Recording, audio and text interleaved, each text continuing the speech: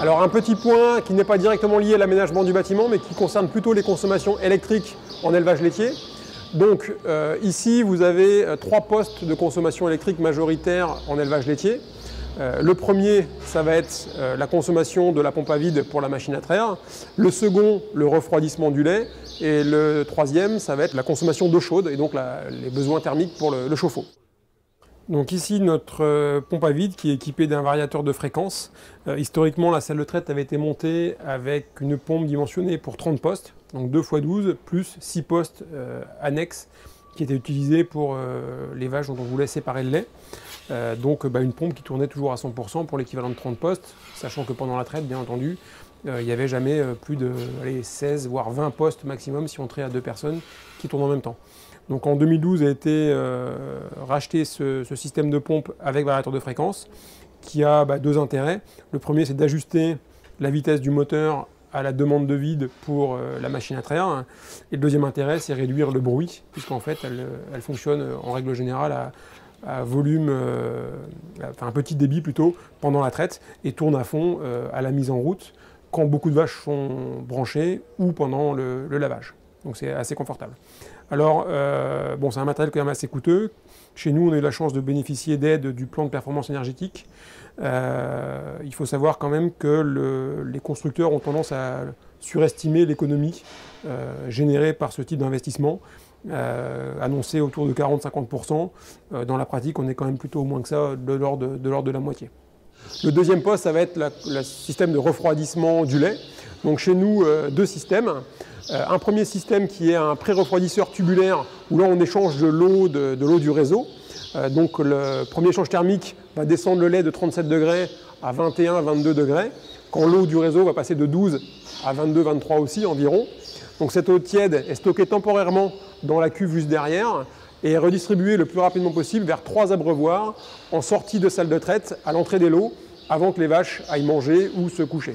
Deuxième système ici de refroidissement, donc là ça va pour passer le lait de 21-22 degrés à 3 degrés pour le stockage. Donc c'est un échangeur à plaques où là on fait circuler de l'eau glacée.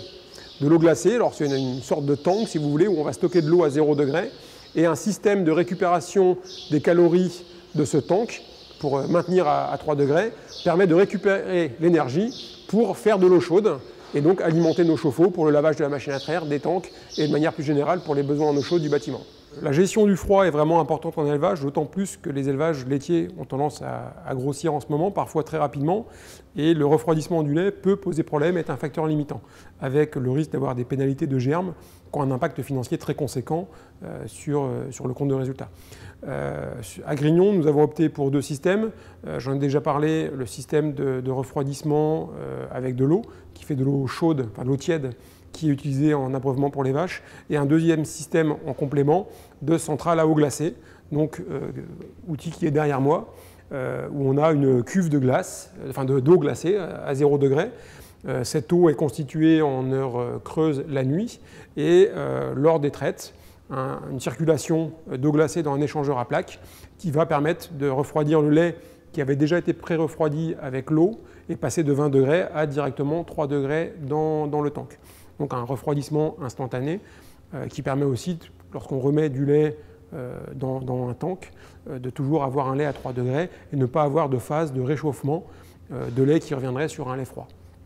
Autre intérêt de ce dispositif, c'est de le coupler avec un système de récupérateur de calories sur les condenseurs du groupe froid, ce qui existe aussi sur des systèmes pour les tanks. Chez nous, nous avons 4 tanks différents, donc c'est aussi pour ça que nous avons préféré le système central eau glacée, pour avoir un système centralisé et un seul récupérateur de calories. Et ce récupérateur de calories va préchauffer de l'eau, donc lorsque le froid se fait, à 50-55 degrés. Voilà, là on est à 52 degrés, donc il est 11 h du matin, elle a tourné hier entre 10 h et minuit, qui va derrière être en série avec un chauffe-eau pour finir la montée en température, et ce qui permet une économie d'énergie qui est assez conséquente au global sur l'exploitation.